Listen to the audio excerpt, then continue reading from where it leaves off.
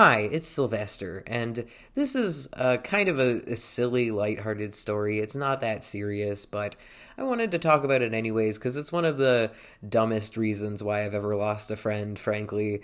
So I had this friend. I think the year was, I don't know, it was somewhere in the 2010s, somewhere in my mid to early to mid 20s. I want to say somewhere around like 2016, 2017, maybe. I don't really know. Let's say 2017. So I met this guy, and his name was Chester, and him and I instantly got along. I don't remember how we met because I didn't work with him, and most of the people that I met during that time in my life were people that I met through work.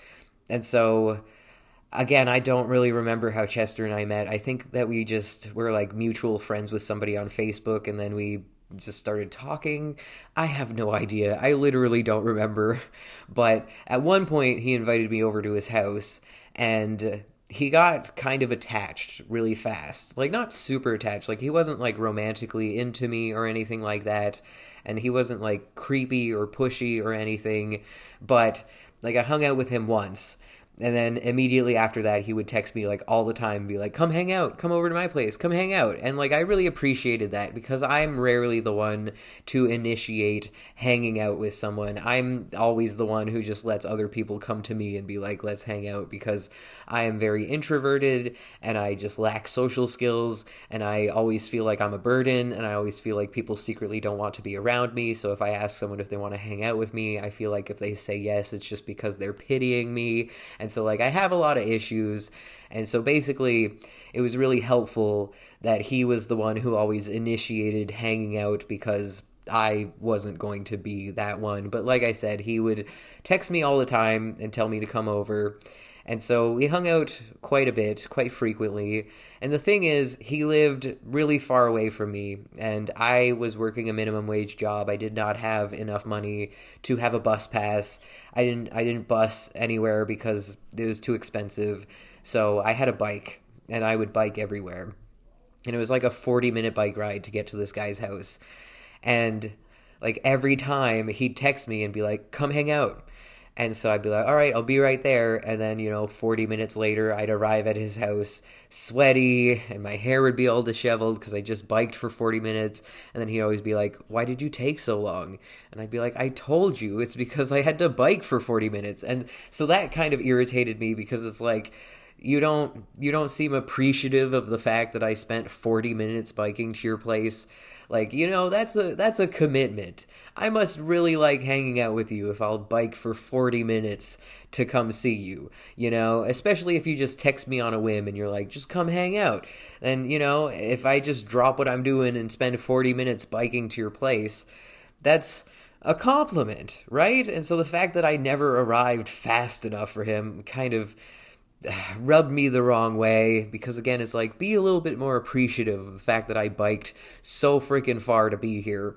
And he had a car, but he would never offer to come pick me up, which I do understand. Gas is expensive, but still, if he was that annoyed with how long it took me to get there, he could have offered to drive me. But whatever, he was still nice. He was still a really nice guy. And like I said, he was really attached, in not a creepy or weird way, but just in a way where it's like, we didn't really know each other, but he was still like always asking me to come hang out. And so it made me feel really good, it made me feel really special, because it felt like this guy really likes me, like, and I felt like I was profoundly unlikable. And so it was nice to have somebody who seemed like he really wanted me to be around. He had a girlfriend, and his girlfriend was never really there that much. Like, she was at the apartment, but she'd always be off in her bedroom, and we'd all be hanging out in the living room. And when I say we all, I mean like Chester and his friends and me, because there were usually more people than just Chester and I when he would ask me to come hang out. He was the kind of guy who like always had people around. There were always people over at his place. And so whenever I'd show up there, it would be Chester and then like two or three other people usually. And so his girlfriend lived with him, but like I said, she wasn't really around much. She didn't really hang out with us too much. And I always got the impression that her and Chester weren't really that close, that they were maybe having some relationship problems, that maybe they didn't even really like each other that much. They never fought in front of us. They were like, but they also weren't really like affectionate around each other either, and like that's none of my business. His relationship with his girlfriend was none of my business, but she just was not around much, and I just found that to be a little bit odd. And then Chester had this other friend, and I don't remember his name, but he gave me red flags a little bit. He creeped me out a little bit. And like, I feel bad saying that because he seemed like he was a really nice guy, and I didn't get like serial killer vibes from him or anything, but he would always hit on me. And it just made me really uncomfortable because I didn't like being hit on by people. It just, again, it just made me uncomfortable. And I don't think I'm alone in saying that. I feel like unless you're being hit on and you are like really into it and showing signs that you're really into it, it's really kind of annoying and uncomfortable when somebody hits on you and you don't reciprocate, and then they just kind of keep hitting on you. And I always got the feeling that Chester was trying to hook me up with this guy, which I've never been a fan of because I'm a grown-ass adult. I don't need somebody to hook me up with somebody else. If there's somebody that I want to be my romantic partner, I can make that decision on my own. I don't need somebody pushing me into a relationship that I don't really want to be in, But Chester would, like he just kind of, he would encourage us to talk to each other more, and he would he just I don't really know how to put it into words, but I just always got the feeling that Chester was trying to hook me up with this guy. Like one time I needed to go run to the store because Chester lived kind of down the street from a grocery store, and so I was like, I'm just gonna go walk to the store real quick. And Chester's like, oh, he could come with you, and so like stuff like that, where it just felt like he was trying to force us into a relationship. And so then I had to awkwardly walk to the store with this guy who clearly wanted to date me, but I didn't want to date him, and it was just really kind of awkward. And again, the guy never made a move on me. He never like tried to touch me or anything, but it was still just kind of uncomfortable because I could tell that he wanted to date me and that he was into me in a way that I was not comfortable with. I didn't like him the way he liked me. And then one time we were all watching a movie, and this guy who has a crush on me is just staring at me the entire movie. And like every time I'll just kind of like look over, and like he'll still be staring at me, and I'm just like, I'll just smile at him and be like, hi. And then I'll go back to watching the movie, and then I like out of the corner of my eye I could see he's like still just staring at me, and he's lying under a blanket, and he has the blanket like all the way up to his neck, and I could see like kind of movement under the blanket, and like I don't know for sure, but I think he might have been jacking off looking at me under that blanket. Like, again, I don't know for sure. I don't know, but I just kind of got that vibe. And it just made me really uncomfortable because he was just staring so intensely at me, and it was just, it was uncomfortable. Again, he seemed like a nice guy, but it was very uncomfortable. So Chester and I, we're friends at this point. I'd been going over to his house a lot, and then at one point it was just Chester and I, because I stayed the night one night, and then the next morning everybody left. All the people who had been there left, and so it was just Chester and I. And I think Chester was the kind of guy who really needed people to be around him at all times. And I think his girlfriend was home, but as per usual, she was just like in the bedroom doing who knows what. And so like Chester wanted to hang out just one-on-one, and I wanted to go to the store so I could buy some food because I had stayed over and I wanted some breakfast. So I was like, I'm just going to go to the store. And I didn't think it was that big of a deal. So, I go down to the store and I buy some food and I eat it like on my walk home, and I'm just like taking my time, not really rushing or anything. And I get back, and Chester is kind of like annoyed with me. He's like, why did you take so long? Like, where were you? And like this kind of gave a red flag in my head because it's like it seemed like he was being kind of possessive. Like I had been kidnapped in 2013, and this guy would be like that, where if I ever left his side for 2 minutes, the second I came back, he'd be like, "Why were you gone for so long? Where were you? What were you doing?" And I kind of got those vibes, like definitely less intense than that, but it was still a bit of a red flag moment of like, geez, I just went to the store and got something to eat. Like, I'm sorry it took me so long, but like, yeah, I didn't know what to say, but other than that, Chester seemed like a really nice guy, and I had nothing bad to say about him, and he was a good friend, and like I said, he would always ask me to come hang out, which made me feel really good. But then my birthday rolls around, and Chester decides he's going to throw a party for me. And this is really sweet, a really, really sweet gesture, and I really appreciated it. And so I had a couple friends from high school who were going to come visit me for my birthday, and I asked Chester if it was okay for them to come to the party, and Chester said yes. So my friends from high school are supposed to come, and I think they're supposed to get here by like 7, and they are late. My friends from high school, by the way, it was a guy named Brandon, who I've spoken about in a previous video. He was a good friend at times, but he was also really toxic at times. We had a very, very rocky relationship. And then my friend Anne, and I have nothing bad to say about Anne. I was never that close with Anne because I'm a trans man. At the time, I thought I was a girl, and I was always kind of jealous of girls who were prettier than me.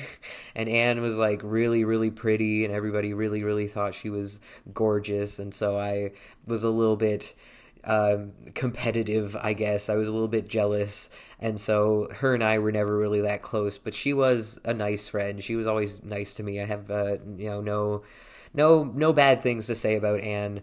She was really close with Brandon though, so that's why her and Brandon were coming up to see me for my birthday. But again, they were supposed to arrive at like 7 or something, and they don't get there until like 9 p.m. Like they were hours late. And so I was just sitting around waiting for them, texting them, and they're like, "Oh, we're coming, we'll be there soon." And it was just like really annoying because it's like, really, guys, you told me you'd be here at a certain time. We're supposed to go to this party. These people are waiting for me at the party. And like, so I'm just like, come on, guys, hurry up. And it was just really disrespectful. And like, it upset me.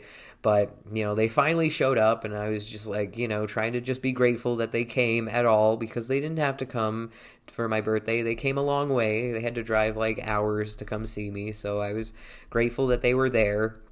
And then we go to Chester's house, and I introduced Chester to Brandon and Anne, and everything seems to be going well. And, we're hanging out.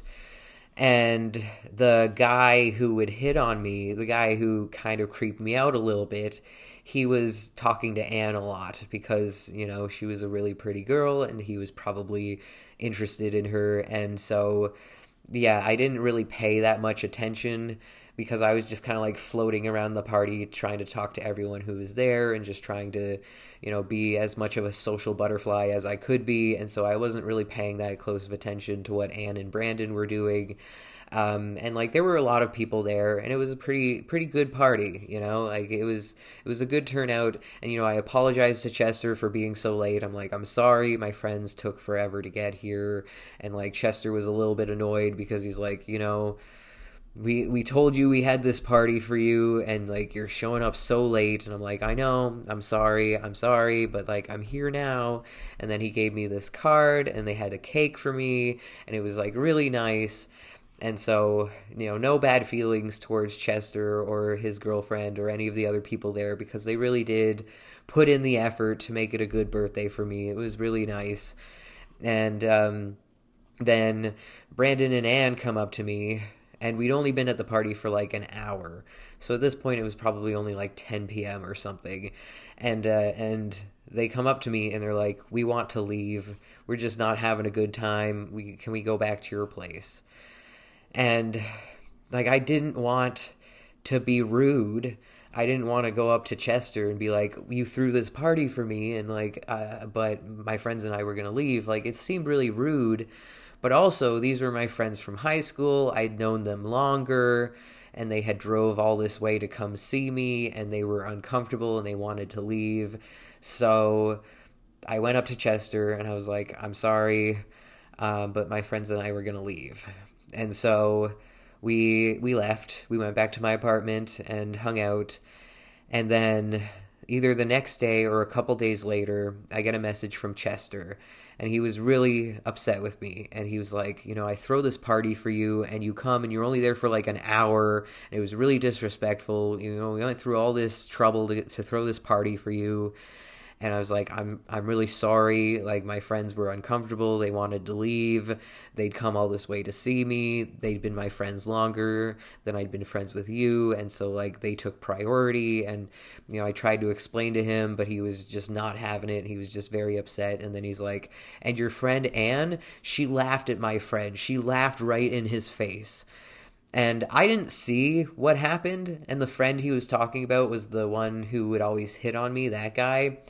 I didn't see what happened, but first of all, Anne was a giggler. She would giggle. That's just something that she did. So I highly doubt that she laughed in this guy's face. I think she was probably just kind of giggly. Secondly, she was probably laughing because she was uncomfortable. Like, some people giggle when they're uncomfortable. And like I said, I didn't really see what they were talking about at the party. I didn't really pay attention. I did see them talking together, and he did seem like really interested in her. And so, like, I imagine that what happened is that he was hitting on her and making her uncomfortable. And so she was probably giggling because she was feeling really uncomfortable and didn't know what to say and didn't know how to respond to the situation. So, Chester says, like, your friend Anne laughed in my friend's face. And I was like, I don't think Anne would do that. Like, she's a really nice person, and your friend probably misunderstood the situation or something like that. And Chester was not happy about that response. And, like, Chester never said, I don't think he ever said, like, we're not friends anymore or anything like that. But he never talked to me ever again. He never texted me. He never asked me to come over. He just, like, that was the end of the friendship. That was it. And so it's like so silly and so petty and so high schoolish. And, like, I understand where he was coming from. I know he threw this party for me and he was really offended that I was only there for like an hour. And I get that. But at the same time, like, could he not understand that my friends wanted to leave, and so, like, it wasn't really my fault, and, like, I can't control what my friends want, and I was just trying to be a good friend to them, and, like, like, the situation just feels so silly and petty, and just, like, it's just such a dumb reason for a friendship to end, But like I said, Chester seemed kind of like he kind of got attached to people really, really quickly and really easily because, as I said, he would always, once we hung out once, he would text me all the time, be like, come hang out. He'd always get mad when it took me too long to get there. He got mad at me that one time when I went to the store and I was gone for too long.